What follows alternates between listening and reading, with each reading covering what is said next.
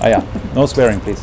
So, rapid prototyping, review of the jam fluids, right? So held over the weekend. We saw a bit of results already, so quite promising. But the idea is 15 minutes, including Q&A, everyone, because we have 7 presentations. So once we're in the Q&A, you can consider, setting up next. Number 2 is already Kent, so number 3 can be decided soon amongst you, and then setting up after Kent. Cool. So, but now, Zohar, first, what did you do for the jam? So I made a water surface to move based on the music amplitude. To make the water surface, I used the algorithm called the wave, which I found the implementation online. The algorithm worked on vertices, which I had to implement myself. So I can show you how the vertices look. Yeah. Okay, it's based on runtime, so I'll just show you what you want. Yeah, come along, come along. Come in. No limits. Heaps of space. So yeah, I can just run it and show you how it looks like. Yep.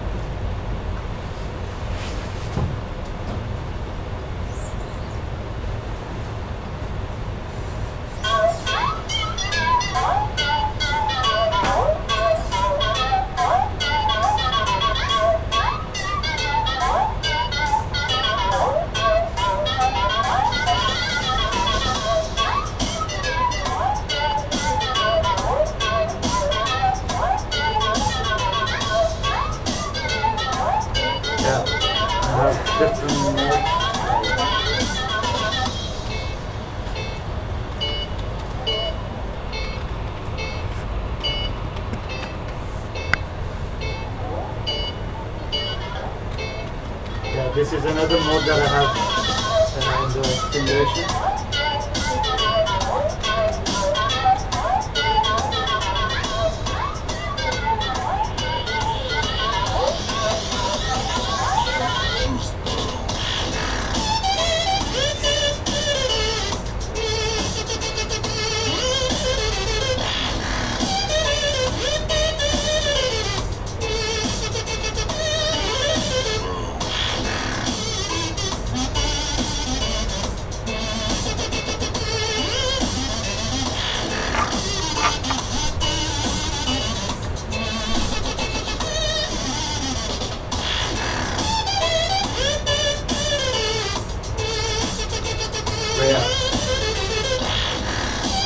Basically what I have.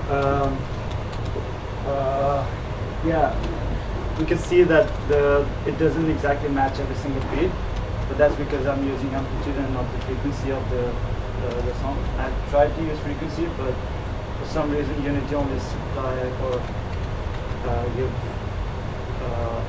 a sample frequency which is always constant throughout the whole music. But I was able to get the currently playing data of amplitude.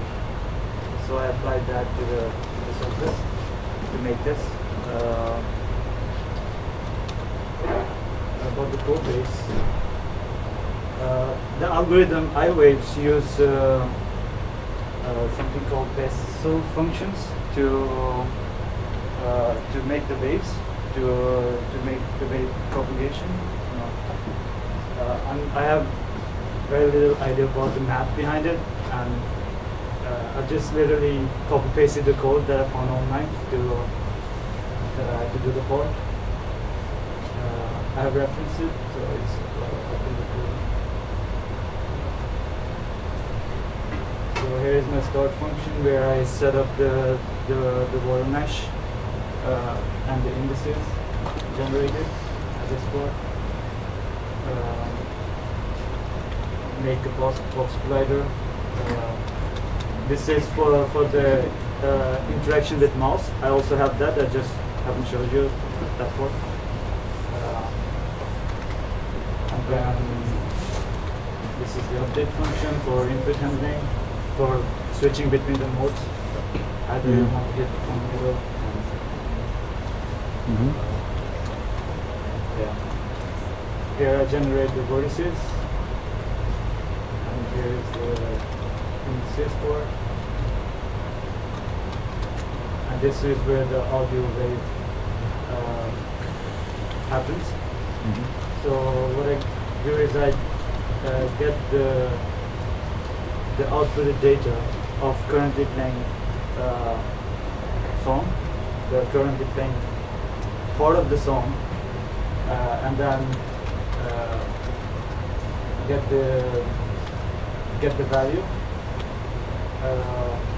select where or get the words where I want to hit that point on, and then go through the mesh and get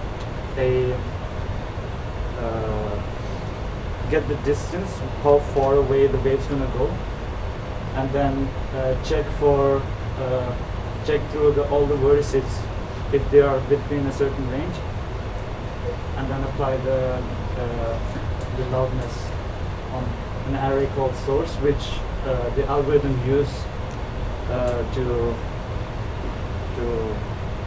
create the wave. Yeah, this is this part of the code is to make the waves starting from the middle, and then I have the other one which kind of divides up based on the loudness, divides up the mesh in two and decide which voices it should send the waves through. And the rest is basically the same logic. And yeah, and there is the algorithm part, which is quite huge.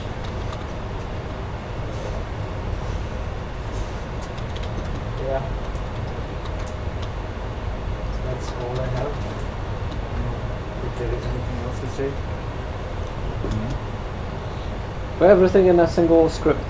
Everything is in a single script. There isn't much professionalism in the scripts going on, so It's a gem. It's We don't prototyping. expect professionalism. We do, right? Okay. Yeah. So if you were to redo that again, right? So what would you do? Would you do this? Take the same approach and refine it, or would you take a totally different approach? I would try to find a way to get actual frequency and then divide up the board, because the second mode that I showed you guys, where it spreads all the waves around the board, I didn't quite like it. It wasn't quite what I was thinking about. I wanted to set up like a graph kind of thing based on frequency and amplitude, and then decide where exactly it's going to hit. And that didn't work out well. I will try to find some way to get the actual frequency of the song, and then use that as a mechanism to start the waves, rather than using the amplitude, which you see, because it doesn't really match up the song either, which we discussed yesterday.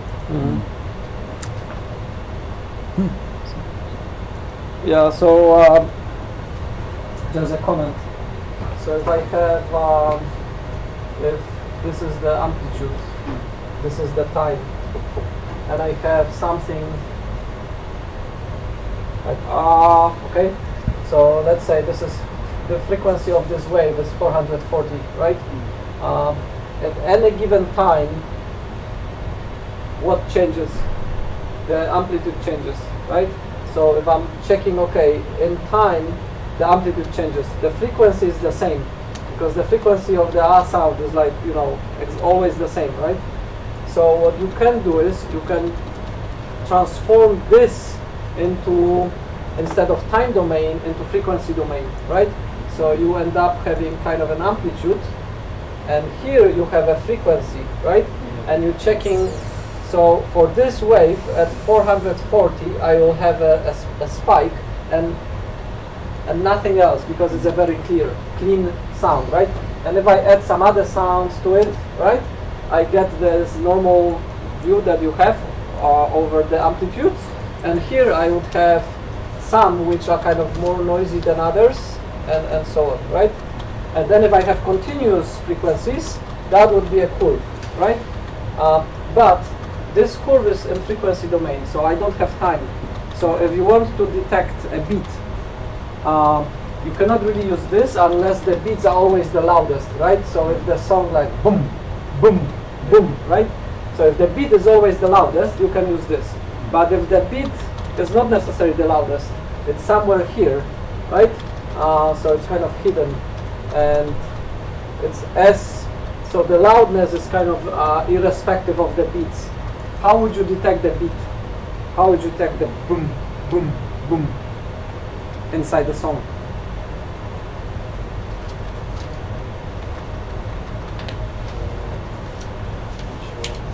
Yeah, so it's a little bit tricky, right? So first of all, you can say I will have a sliding window approach, right? I will kind of take the 100 milliseconds or 500 milliseconds sliding window, and I will check what frequencies do I have. I will do this for the sliding window, and then the boom would be probably something low frequency, right? Some kind of spike with this, right? So if I have this boom or ding, the other one would be here, right? So I could kind of do the sliding window and check every time where I am and kind of detect it. You would have a bit of a delay then, right? Because you will detect it at this point, but it happened somewhere here, right? What we discussed also is you could do a low pass and high pass filter, right? So you could cut off all the high frequency stuff and only leave the low frequency, and then based on the amplitude do the recognition. The most advanced thing would be to combine this with this, and there is a transformation which is called wavelet, and it uses frequency space but in the time domain to tell you what is happening when, right?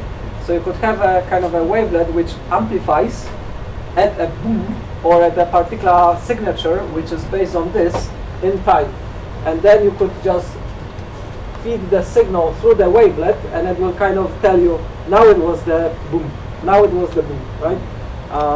But it would require you to design what this wavelet is, right? So just a very quick run through signal processing which would be useful for doing the beats kind of for the task. Yeah.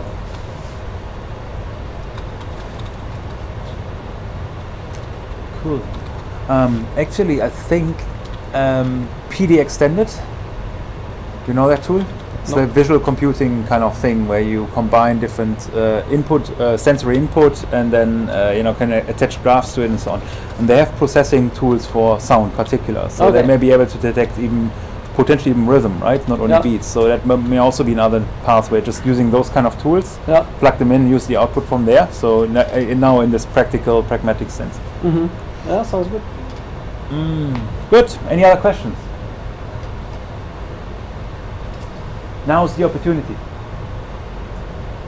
I sense the excitement here. So, but since we, I think we're running out of time there anyway. So, well, for that, thank you very much. Yeah. Yeah. Thank you, sir. Kent. Kent is up. Who wants to go after Kent? Who wants to be number 3? Sure. Sure. Okay. Cool. So when we you figured out, right? When we start winding down, you can start setting up. So we have a reasonably smooth transition. So, Kent, what are you talking about? I am talking about what I eventually decided topic on was hydro erosion, or erosion on terrain made from water. I have a small demonstration here, where I spawn a bunch of droplets on the train. They always cling to it, and they fall. And then the idea is to erode sort of as they fall. So the algorithm works in steps. It just moves based on physics downhill. And the point was to erode as the droplet goes down, based on physics. To produce all kinds of interesting, what would kind of be naturalistic erosion patterns. There is a problem with the physics. For some reason, it doesn't include the inertia for the droplet, or the resistance to change. So it doesn't wander away. It always picks the best gradient, or gradient descent vector, which is just how fast can I move downhill. So there's a problem with the physics. It should be in, but I'm not sure why it doesn't work. And in this example, erosion is disabled because apparently setting the height on the terrain takes 25 milliseconds per every single drop. And this terrain was 500 by 500, and the drop size was 1.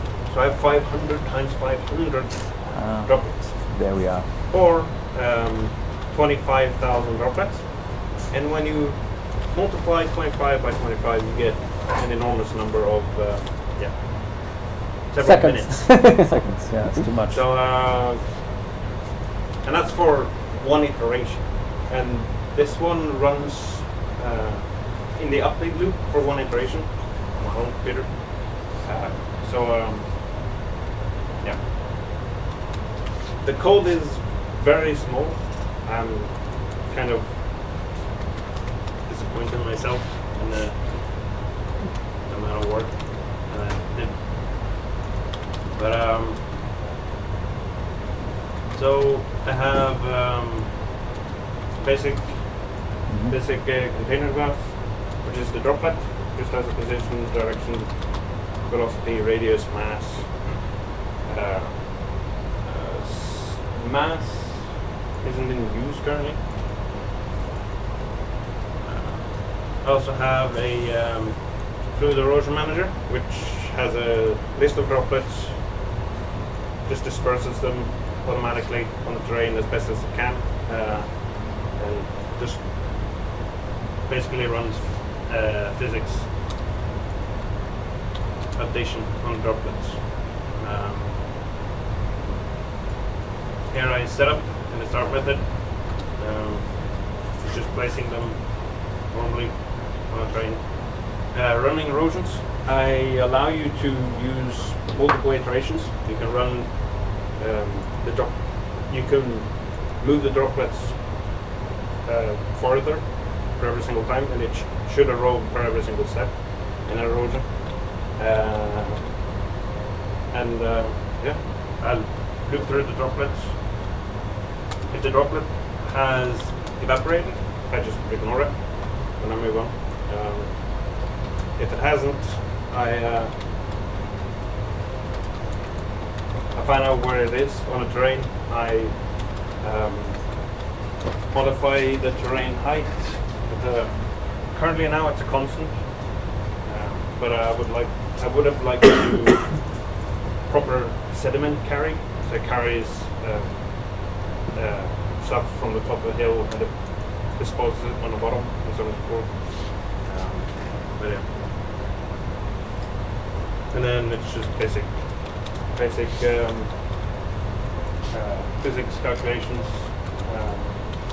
finding the steepness using Unity's terrain tools, the normals, and then calculating the it's sort of like a cheaty calculation for gradient descent, which is quite complicated, and I won't go through it.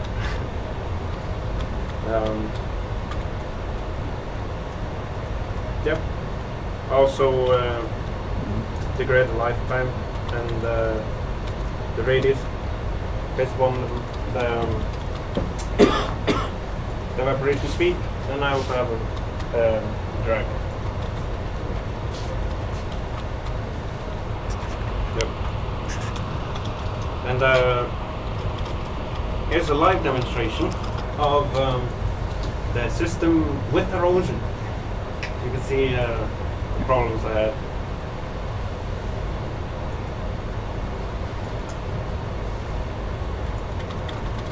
And this also covers the entire map.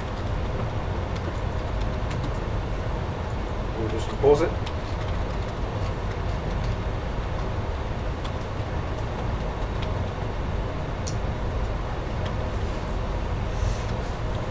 So you can probably tell that it was quite a lot of waiting and trying to figure out what's wrong and waiting for Unity to crash, restarting it 6 million times. So, yeah, so that's it. Cool. So you updating the position of the droplets based on the gradient vector, which points downhill. Yep. So the moment there is no downhill, the droplet stops. Yes, unfortunately. And also, if I have a terrain which kind of goes like this and then turns, the turn is immediate because you get immediate change of the direction, right? Yeah. So there is no momentum and there is no mass. There is nothing. I should have applied it. Because I am applying correctly. Are you applying the force or are you just updating the position? I'm applying the velocity, but the direction is immediate. Yeah. So it's the velocity will continually increase as the droplets, fall, Yeah. and as the steepness becomes negative, they will start slowing down. So it should, from what I can read, continue the velocity, but for some reason it just stops dead as soon as it becomes flat. So I'm not sure what's going wrong, what gets steepness actually does, because I don't know, because it should give me at the very least 0 for negative values, but it just stops dead. Yeah. It might also technically be because of the direction, because I'm using cross products based upon the surface normal in the up direction. Then I get some other vector which I negate and then do once more cross product with the surface normal, which will give me the gradient intersect vector. And that might be, it might come at a point where the value there is so small that it just fails to, point. Yeah, exactly. direction. Might be going to 0 and then your velocity doesn't matter because it just stops dead. Yeah. So I guess a better implementation is to add fuzzing here and then normalizing it so that I don't set it, but I just apply the gradient vector to get the so would it make sense continue to have a mass and apply a force? So have the droplets being like balls, which you apply little force at each kind of the decision point? Good, yes, but the drops in this case is just a normal object. It's not a game object. Yeah. So I'm doing all the physics myself. Yeah. If it's, it could be done by both using Unity physics and having Would potentially slow it even more because then the Unity would have to do all the physics calculations. But you would have much more realistic behavior of the droplets, like flowing, and then on some small bumps like going over the bump, and on some bigger ones like hitting and then going different direction. Because I suspect that it is the direction that manages to slow it down, that it points perfectly downwards. So it's constantly trying to go down, but because I reset the height to make the droplet cling to the terrain, it will never go down. So it tries constantly to go down or up, but I reset its height, which is maybe why it stops. That's my initial thoughts. But yeah. That looks really cool, and I like the droplets like flowing down. That looks quite quite good without the physics as well.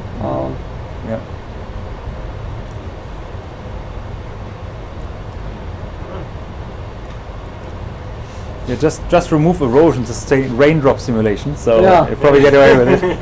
Yeah, that's right. So that part looks pretty nice. The code for erosion is in, but it's disabled in this version, not in the repo as well, because that's debugging, and I thought it would. Yeah, you also have for demonstration keep erosion off. you also have this nice artifact that on the saddle the balls don't go. They erode the saddle because the gradient is too small. Yeah.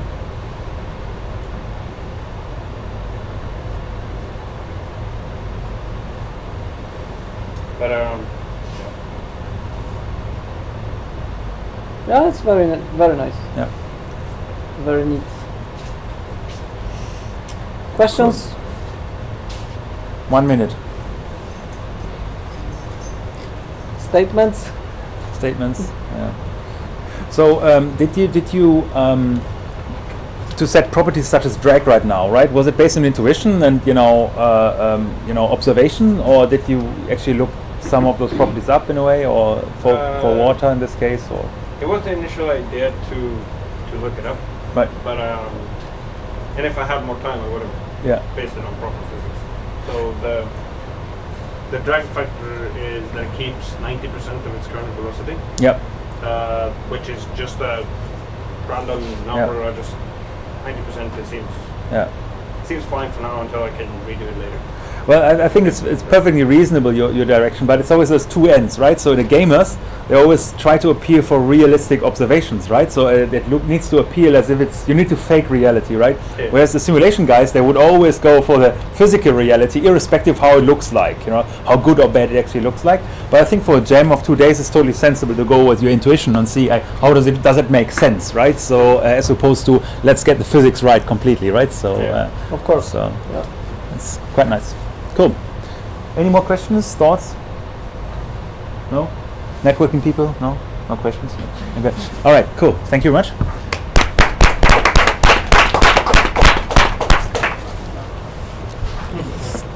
And another one. Who wants to go after Martin? You? Yep, cool. Yep, application. Yeah, we'll see. Cool to see something. Yep. Are you guys escaping? Yeah. All right. You have the rights. Sorry? Working with that.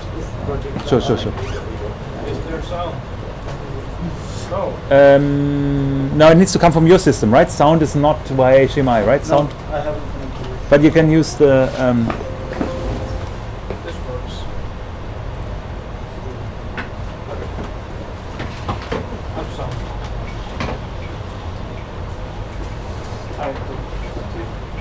Isn't that important? Cool. All right. So I made a 3D platformer where you use fluids to lift objects so you can jump and traverse the level. Created a small tutorial level which I can play through. Standard controls, dialogue.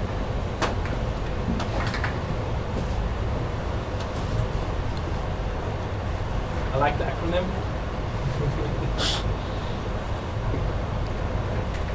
So you just shoot and fill up pools of different fluids, this is water, and you can move over it.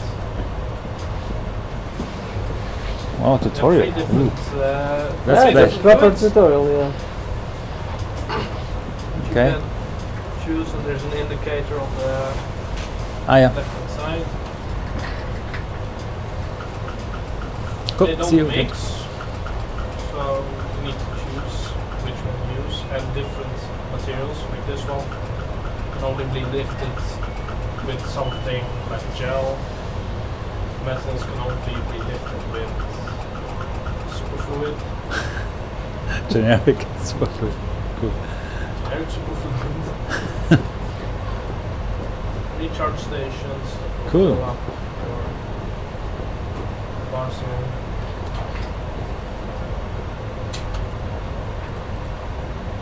I changed this part because you shouldn't be able to fail a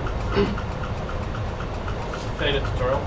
So you have just normal wood and like a more crazy texture, so the gel can lift both of these but doesn't lift metal, while the superfluid can lift all three of them. And the final part is that you can fill up pools, and you can also empty it with your right stick. Cool. So cool. Different type of ego shooter, huh? So when the pool is entirely empty, you can actually change the Oh, nice. So you show the properties there, yeah. water only lives. Cool. That's basically it. I use cloth physics. Oops, Touching fluid is deadly. So can't download. Yeah. is the fluid equally deadly? Meaning whether you touch water, sewer polluted, or Yeah, okay, all fluids are deadly. all right. So I use Unity's cloth to just simulate the surface of the water. It isn't actually any real water. Thought that was the easiest way to do it in the game jam. Cool. For a proper game, might be like real fluid physics, but that depends on how taxing it is on performance. Yeah. Cool. Could probably combine the cloth with some particle effects Yeah. to not make it too heavy, physics-wise. Yeah. Like all the different fluids are just exactly the same, just a different color, basically, and a different enum. Right. Ah, yeah. I just set it to none when it's empty, so then it will trigger on the based on the projectile you shoot if it's water, gel, or fluid. The whole demo looks fairly refined, right? So how much time did you spend to get, the baseline going, and then how much time, when did you switch over to this optimization or, creating tutorials and fleshing out things? Day one was like getting the cloth to look as water, Yeah. and then day two was mainly like 80% of day two was just implementing the main features of shooting and Right. sucking up water. Right. Yeah. So that's like 50-50, right? 50% of the time spent on fluids and 50% on the gameplay. And More or less. And then a little bit on just some other stuff to make it a bit more pretty. I could have probably added odd features instead of refining those I had, just to get more feature rich, but I ended up doing it like this. Because I had the idea of using like hot and cold environments so that you could probably use different fluids in different environments. But I didn't choose to implement that. if you were to go on with this, right, what's the target audience for that kind of game, if you like? Probably casual, maybe semi-casual. Right. Did you think about educational aspects? Because you have those different materials and the different combination of.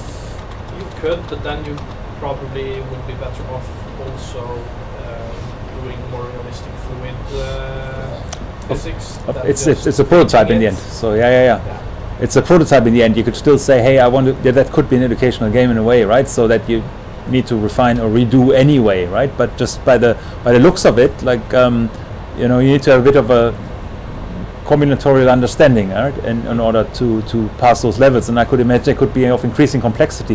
What happens if you mix hypothetically two gears, which you can't right now, but perhaps you can do it in a potential version, see what's happening there, right? So is there another set of properties that haven't been explored yet, right? So like I had the Portal game in mind when I started creating these ideas for levels Mm. and stuff.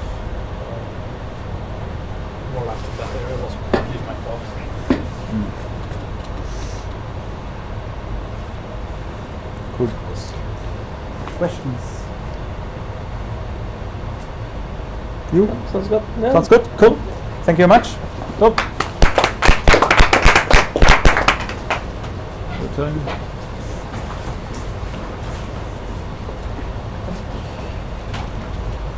And who wants to volunteer after that? Yeah, go.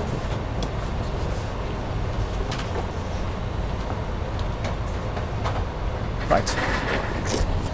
Floor is yours. Okay, so my thing was the like flooding thing in processing. So here I used processing, and I basically made the thing from scratch with Java and OpenGL. So currently it's making the map. I've used the diamond square algorithm, and I accidentally started eruption there, as you can see. So basically you click somewhere on the screen, and it will start an eruption in that place on the screen, and the eruption will, I mean, like there's a bunch of, it spawns water, and that water will always look for the lowest point, so there's no momentum or anything. And then it will, it will spread out. It will, once it hits the water, it will turn into basalt or basalt or whatever, and it will take longer for the lava to spread in water, as you can probably see here. It takes a while, and then it's probably gonna take a while because it's run for a bit now. Then I can click. I've added so I can click. I can pause it, and then I can click enter, and the lava will dry out and become new land. And so the base island will change. It looks kind of ugly at some parts, but the base island will change them depending on the new height, because when the lava is moving around, it modifies the height of the island, and that's how I make it flow properly as well. And that's what it uses when it creates the colors. So by using this, you can, if you just wait, if you're patient enough, you can spawn new islands and expand this one island. And yeah, that's pretty much the program. Yeah, pretty cool. Good idea. It takes if it gets big, it takes a while, because I do the tests on every pixel, and I think on this one there's like 260,000 pixels, so it's so it's a bit heavy, but I've tried to optimize it for the most part, so that, for example, when I do the converting to land, I have a separate array that only saves the modified one, so it doesn't have to go through the entire island. It only goes through the affected lava once. Yeah, this is it. Oh. Yeah, looks very cool. It looks kind of squarish. It is. Yeah, definitely. Wouldn't the update be better off following some sort of round? It would be harder, but yeah, it would be probably there's a lot of things that would be better. Yeah. And so far, I just went for the thing the that simplest. was, Yeah, the simplest, and what I was probably the most comfortable with. Then again, I'm in the apps course, so this isn't really my field either. I just thought it's fun to experiment. Yeah. So how is the original island generated? You generated. It's the generating again. It's the diamond square algorithm. So basically, it makes the first 4 points at the end first, and the one in the middle. I see. There we go. And then I did it again. And then it calculates the average for those in a diamond or square pattern, and then creates new points based on the average with some variation, which I can change myself, and then it just keeps doing that until it's changed every pixel. I see. So I can also go in here, and if I change the variation to say 2, the island will be a lot, uglier, and it will be, as you can see, there's less ups and downs, so it's more just flat up towards the middle rather than.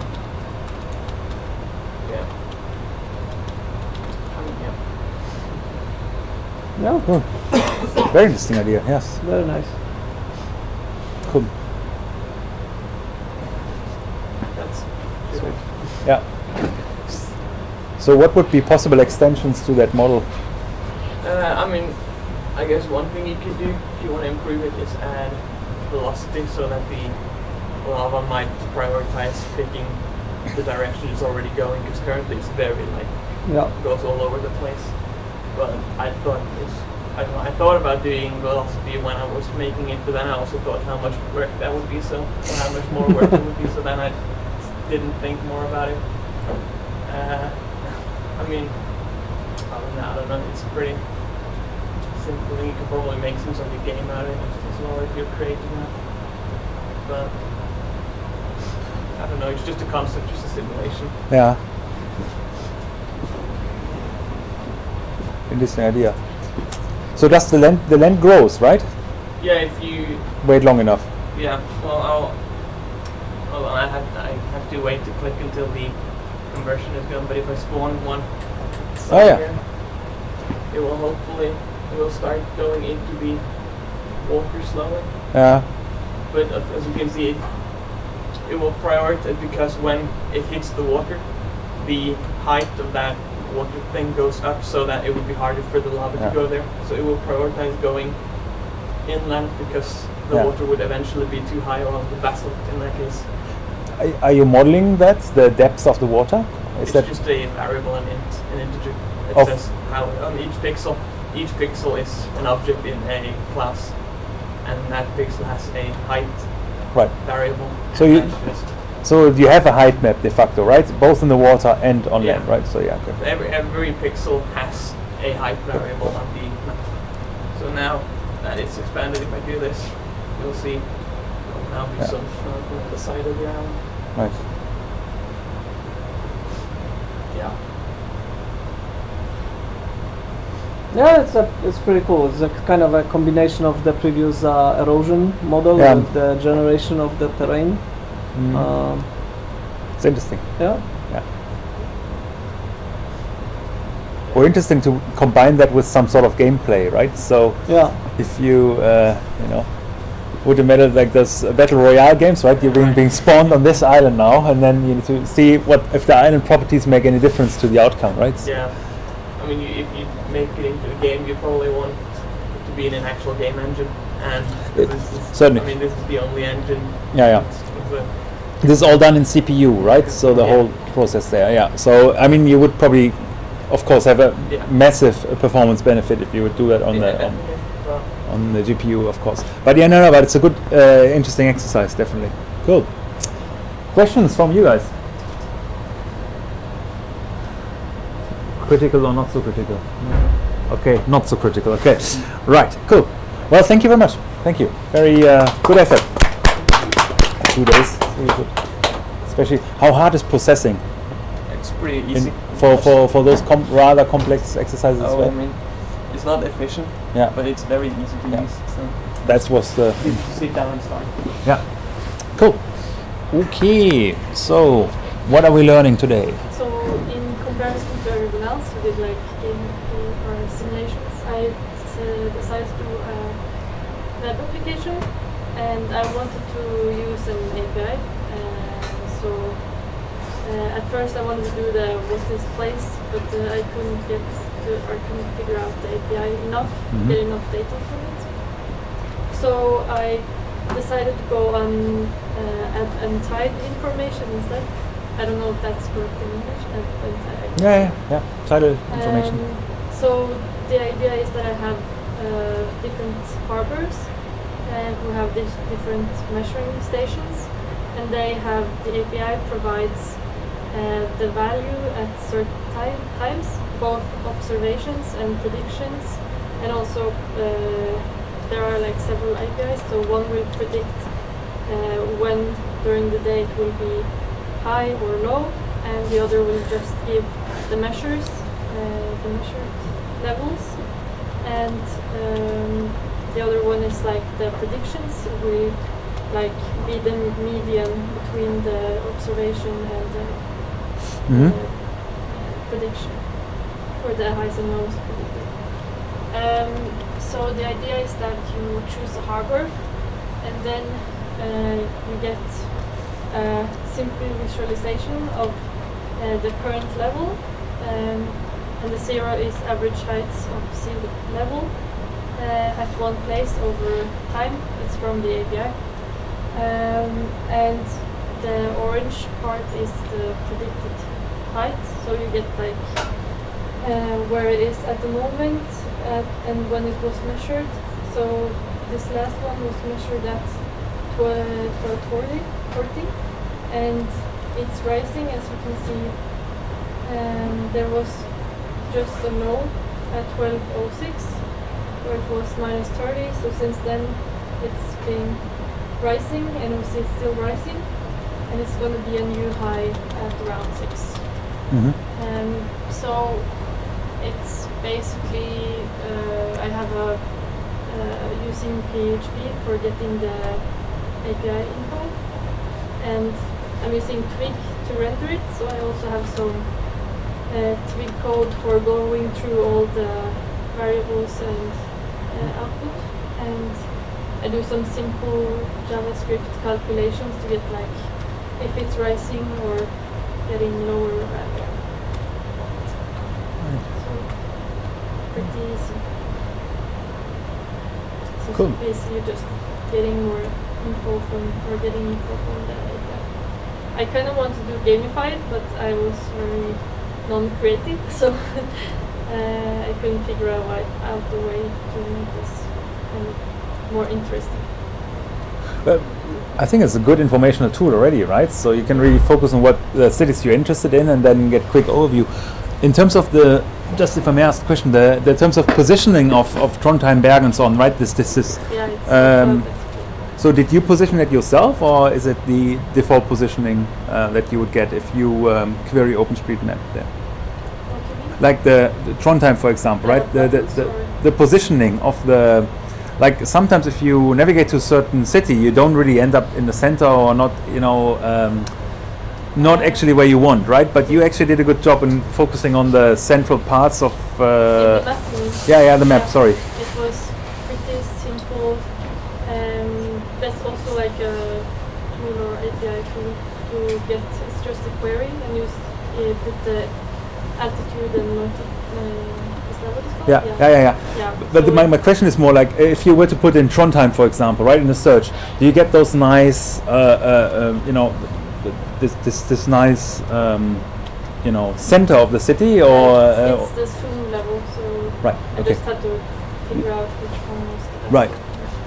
So I think for some of them Mhm. there will be less. Right. centered. Exactly. Yeah. Exactly. That was my question. So Yeah. sometimes they're a bit, you know, but the examples you gave were really the- spot on.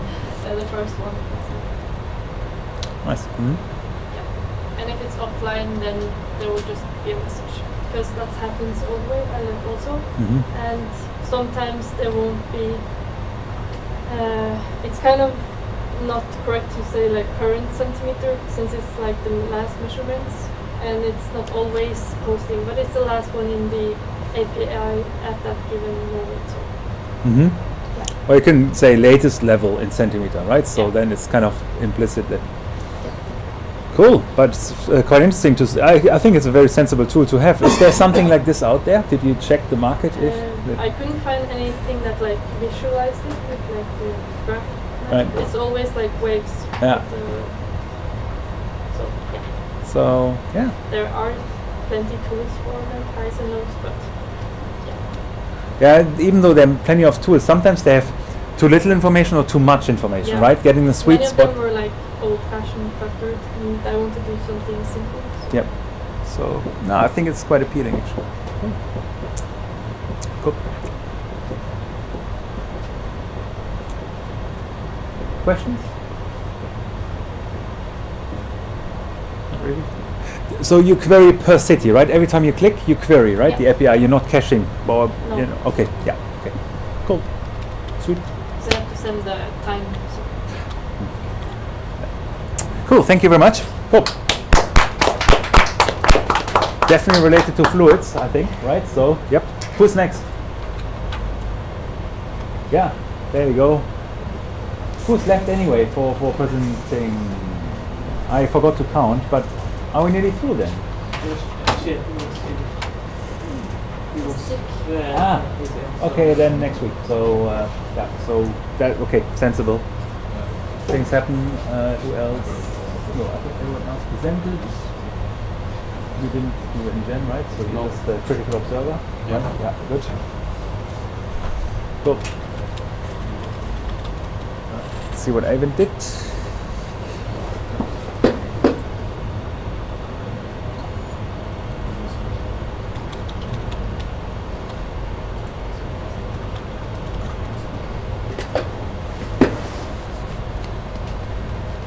There we go. Ah. In the platform? Nope. That's a caution. Så det kanske må hända som att röra sig bara ska left. Ah, cool.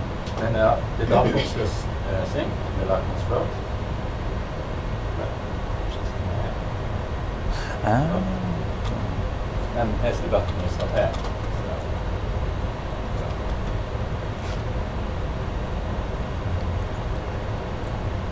So pick them up.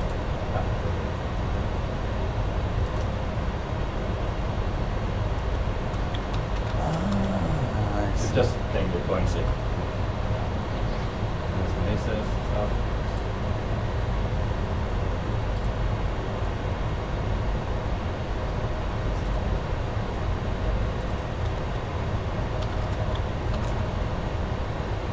And laser receivers here in this water. Just then you have a connecting tool.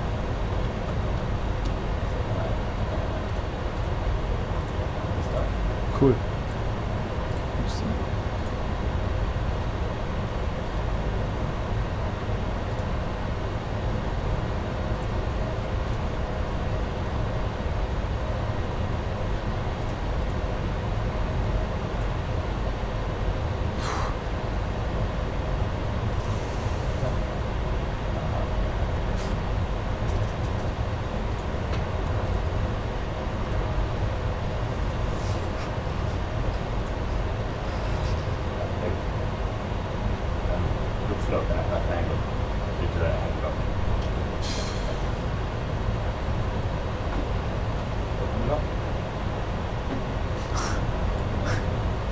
So they go his head. Quite easy.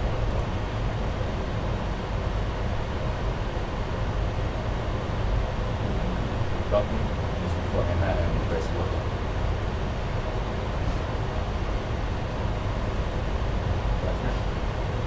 That's it. Cool. Wow, that's an interesting puzzle. Yeah. Basically, the points before. Hang on. Right. Interesting. It's interesting the interaction with those artifacts there, right? So how you modeled them. So how much did you? I'm just wondering how reusable are those artifacts, right? They connect, of course, the ability to connect them is one aspect, but also this. I don't know how you want to call it. This angling thing. How do you call this? This hinge-like artifact, you know, which you basically combine that has the trigger ability. This it uses the hinge guts. right.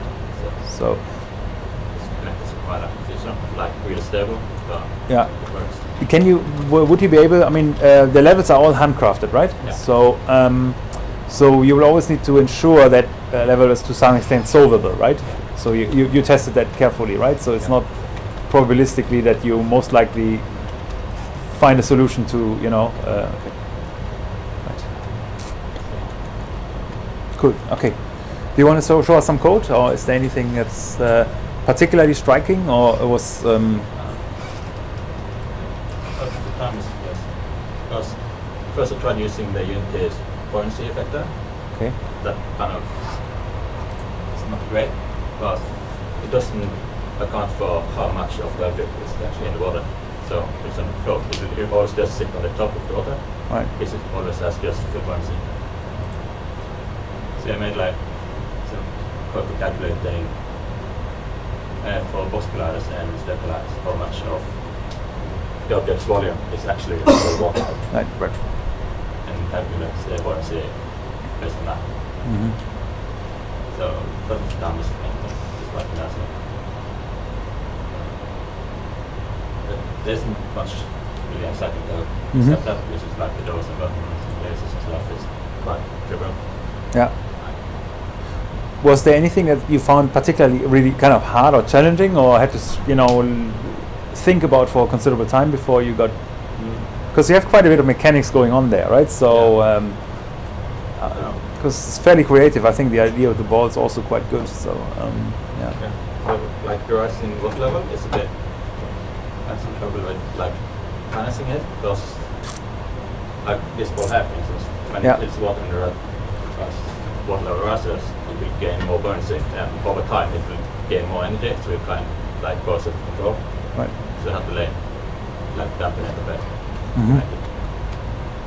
So on the water have like some right, it also like loses half its energy when it hits the surface. Right. And it's going down through the water slow, then it's going up. Mm-hmm. Mm-hmm. It's just a bunch of like modifiers for just making it stable. Right. Yeah. So a lot of testing basically involved, right? Yeah. So you didn't necessarily apply realistic physics, but rather intuitively. Yeah. I just started with kind of realistic buoyancy, and I had to kind of control it a bit. Stop somewhere. Yeah. Okay. That makes sense. Yeah. Yeah. Cool. Quite interesting. Quite a interesting take on fluids there. So because you definitely use them, right, in every respect. Buoyancy, you deal with fluids, volume. So it's quite quite. I think even those two levels show already that you have quite a bit of opportunity to produce relatively complex levels, right? So where you could think about combinations of those mechanics even more, right? So interesting. Cool. Questions on your part? How long did what was your time distribution, just for sake of interest? So how much time do you spend on exploring the properties and so on of those mechanics, and how much time did you spend building the levels finally? Probably.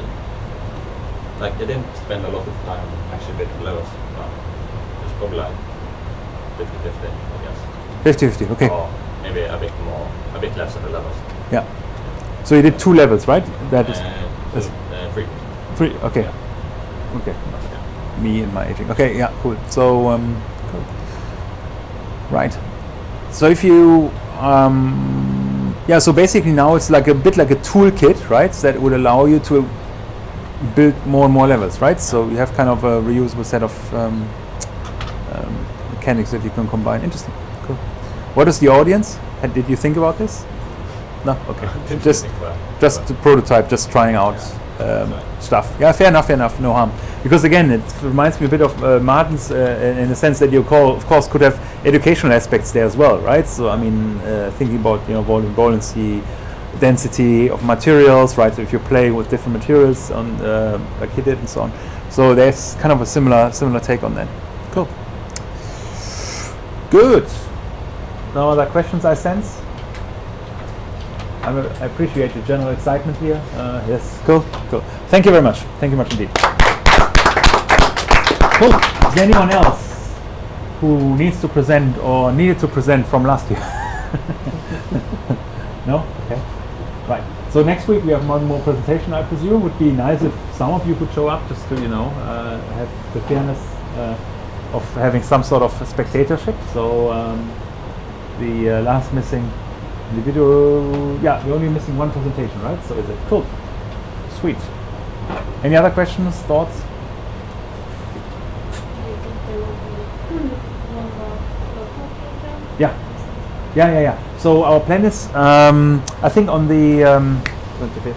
yes. Where was it? There was something. Ah, yeah. Nathaniel, please elaborate. On the 25th. It's the global game jam. Yeah. There's a global. This January, right? Yeah. So it's the global game jam, and since it's too late to sign up anyway. We probably just run it in parallel here locally, of course, without the recognition of the global game jam itself. But we borrow a topic and the like, so it's a good opportunity to get another jam down, if you like. So yeah, so that would be the next one in line. I'm not sure. Did we write this on the wiki already or not yet? I think we've written it on the wiki yet. Yeah. No, it's not yet, or? I don't think so. Okay. So yeah, that's going to happen then as well. So how many more jams do people here have left? You have one left. You have one left. You're done. You're done. If you pass, wait and see. So, so you're done, right? You're done. You're done anyway. You guys? Oh, you just showed up. Cool. Just show up. It's good enough. Cool. Okay. Cool. Well, thank you very much then for attending, and I hope you got some inspiration out of it for your next jam, whatever the topic may be for global game jam. So. But think wisely if you want to do it individually or as a group jam, right? So you can now do a group jam if you want to, right? The last one, or individual, you have the choice, which is really nice, to leave it up to last minute, so you can actually kind of, depending on topic, switch quickly, right? So it'd be good to see some of you next week. Other than that, consider signing up for the 25th, or joining for the 25th, and then we go from there. So Nathaniel, what was your impression?